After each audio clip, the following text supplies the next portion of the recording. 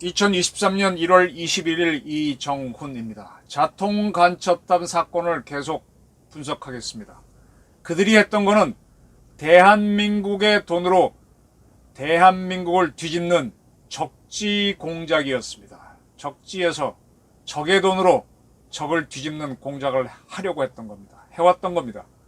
그 좋은 사례가 북한이 내린 지령입니다. 윤석열 놈 규탄 배격하는 기운을 고조되게 하는데 힘을 넣어야 한다. 이런 지령을 내리면서 대한민국 뒤집기를 했습니다. 윤석열 정권이 대한민국일 수는 없죠. 대한민국을 이끌었던 여러 정부 중에 하나일 뿐입니다. 그런데 이 북한은, 그리고 그의 지시에 따른 조직은 대한민국을 보수 세력으로 정의한 다음에 그걸 뒤집는, 대한민국을 윤석열로 규정해서 그걸 뒤집는 그런 타겟팅하는 작업을 추진해 왔던 겁니다. 우선 사실 부분을 보겠습니다. 지난해 12월 민노총은 이런 발표를 한 적이 있습니다. 대한민국 노조기관들이 정부로부터 재정 지원받는다라는 지적이 나오니까 창피한 거죠. 그러니까 미리 시인을 했습니다. 민노총이 정부로부터 지원받은 지원은 현재 민노총이 입주해 있는 경향신문사 건물의 임대보증금 30억 원밖에 없다. 30억 원밖에 없다. 그래, 30억 원. 30억 원이면 강남의 아파트 좋은 거 한 채네. 별거 아닌 돈일 수도 있겠죠. 그런데 이 돈이 언제 나왔느냐, 이 지원받았냐 보면 좀 얘기가 달라집니다. 지금 국힘당 이주환 의원이 요구해서 고용노동부로부터 받은 자료가 공개됐는데, 거기에 보게 되면 김대중 정권 때인 2002년 1월 7억 2,300만원, 8월 2억 4,900만원, 노무현 정권 때인 2004년 6월 10억 7천만원, 2005년 2월 5억, 3월에 5억. 그래서 이 김대중 노무현 정권 시절 도합 30억이 갔습니다. 그 시절에 30억, 지금부터 따지면 20년 전이네요. 2002년 월드컵이 열리고 그 직후의 시점이니까 그때 한번 생각해 보십시오. 2000년 막 넘어서 집값이 얼마였는지.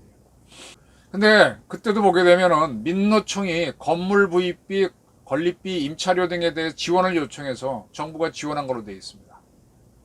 30억 원을. 그럼 이 시점이 어떻게 되느냐?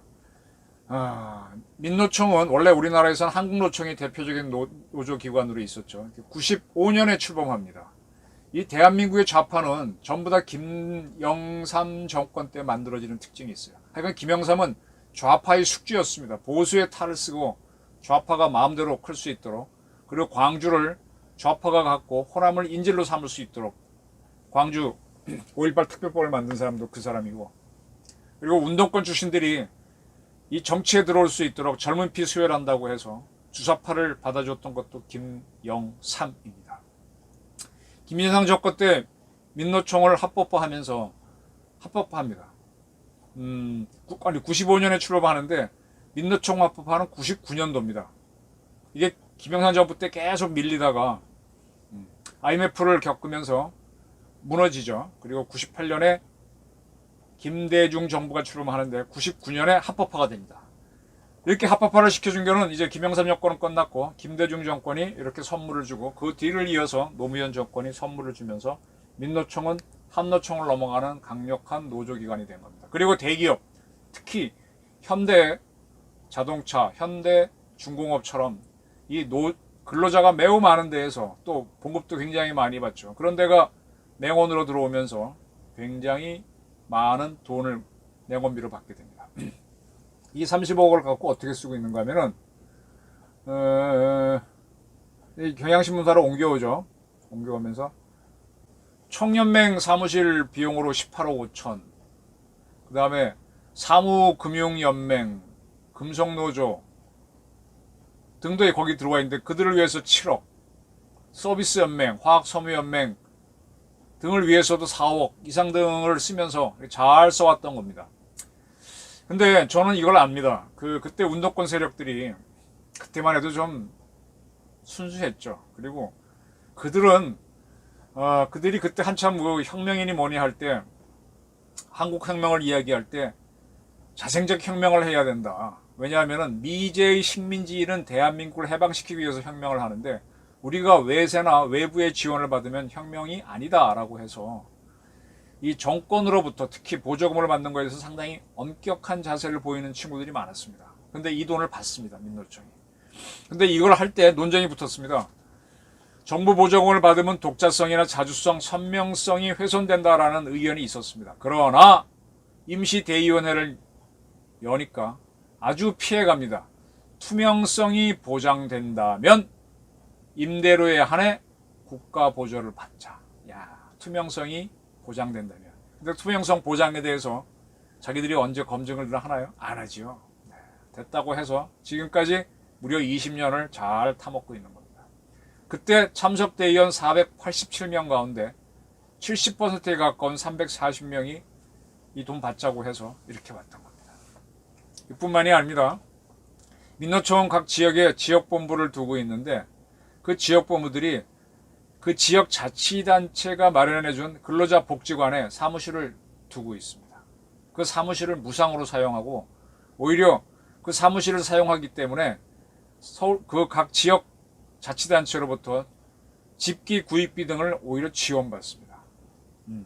민노총은 대한민국 정부와 대한민국 지방정부의 예산을 흡혈귀처럼 빨아먹으면서 그리고 대형 기업의 노조원의 맹원비를 받아서 돈이 굉장히 많죠. 그러니까 선거 때 동원되는 그 많은 장비를 적당한 때가 되면 거의 매달식으로 서울에서 시위를 하는 겁니다. 그런데 이러한 민노총에 누가 들어와 있었느냐? 북한 조직이 들어와 있다는 거죠.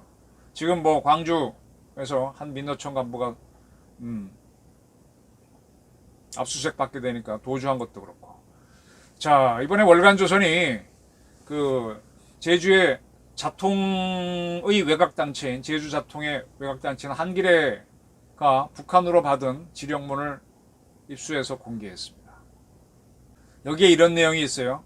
그들이 음어로 표현한 걸 우리말로 바꾸면 제주 지역 안에 있는 반전 평화 옹호 단체들을 발동해 바이든 정부가 떠드는 외교적 관여와 전제 조건 없는 대화의 기만성을 낱낱이 폭로 단죄하면서 합동 군사 연습 중단, 한미일 군사동맹 해체, 미국산 첨단 무기 도입 반대 등의 구호를 외치며 항의 집회, 농성 시위와 같은 반미 투쟁과 5.24 조치, 이건 북한 제재하는 거죠. 해제, 남북관계선 등을 요구하는 서명운동 등을 하라! 라고 합니다. 이렇게 되게 되면은, 이들은 그야말로 순수 친북단체로서 자기들을 위한 혁명을 위해서 이렇게 했겠구나 보이는데, 2022년 3월 29일 지령문을 보게 되면 이런 내용들이 있습니다. 우수한 핵심들과 군중적 지반이 좋은 진보운동가들로 선거운동본부를 구성하며 대학원에서 장학하였거나 영양하에 있는 재학원이라고 하는 것은 이 북한 조직을 얘기하는 거죠.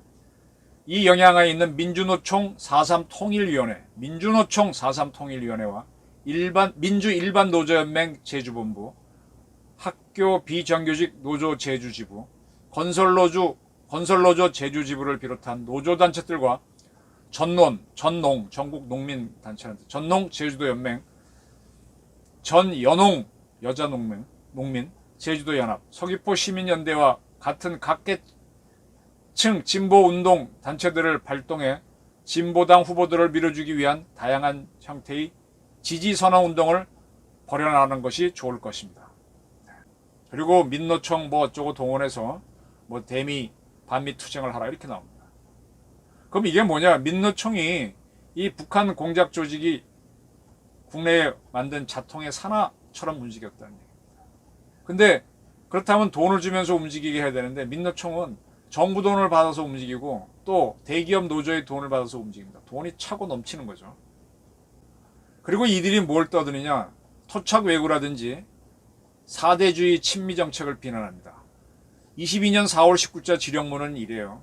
제주본부 4.3통일위원회와 6.15 제주본부와 같은 통일운동단체들을 발동해 보수집권 세력의 4대 매국적이며 반통일 정책을 반대하는 다양한 실천투쟁들을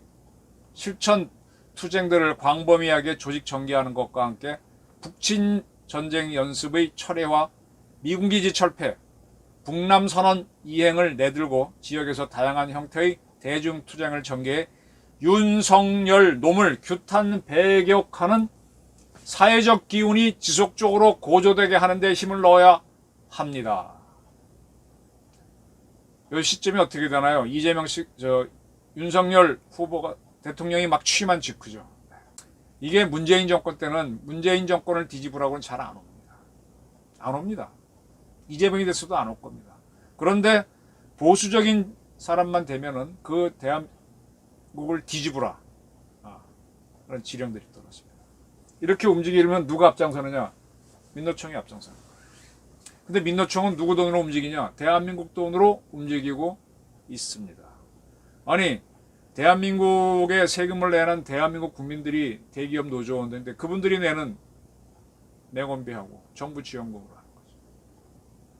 그러니까 이게 바로 뭐냐? 적지에서 적의 돈을 갖고 하는 혁명입니다. 이게 진짜 어떻게 보면 진짜 혁명일 수 있죠. 베트공들이 그렇게 하는 거죠. 월맹에서 지원도 하지만 대부분 스스로 움직이는 겁니다. 근데 그들은 적개심을 갖고 있었는데 사실은 우리 대기업 노조들은 대한민국을 잘 혜택을 보고 있으니 그렇게 적개심도 없어요. 그런데 이 소수의 운동권, 북한에 연계된 세력들이 글로 끌고 가는 겁니다. 최소한 대한민국 정부의 돈이라도 끊어야 되는 거 아닌가요? 대한민국 돈으로 대한민국 뒤지는 적지 공작이 수십 년간 이루어져 왔어도 가만히 뒀습니다. 이거는 진짜 박근혜 이명박 정부의 실수이기도 하고 그들은 두려웠겠죠. 민노총하고 싸울 힘이 없었겠죠. 그리고 문재인 정권은 아이고 우군인데 민노총 등 그 지방지부들이 문재인 지지 선언했던 MOU 했던 건 잘 아시는 사실이잖아요. 근데 윤석열 정부가 들어서서 이런 걸 툭툭 건드리니까 이제 싸움이 벌어지는 겁니다. 제가 대한민국을 바로잡으려면은 한국판 메카시가 필요하고 김창룡이 다시 필요하다는 얘기를 수차례 말씀드렸습니다. 물론 그런 운동을 하게 되면 많은 부작용이 생기겠지만 한 번은 정리해야 됩니다. 대한민국이 그 운동권 그 친구들이 학생 때 이렇게 허황되게 떠들던 혁명이 이루어진다고 그들도 믿지는 않았을 거예요. 근데 그들도 노선이 틀렸다는 건 압니다. 아는데 자기 하던 게 그거니까 그냥 갈 뿐입니다. 이참에 정리를 해야 됩니다. 벌써 눈치 빠른 친구들은 민주당에서도 의원직을 내놓고 차차차차 해외로 빠져나가고 있죠. 북한이 펼쳤던 적지 공약 쭉 지켜보시며 올바른 판단을 하시기 바랍니다. 경청해 주셔서 감사합니다.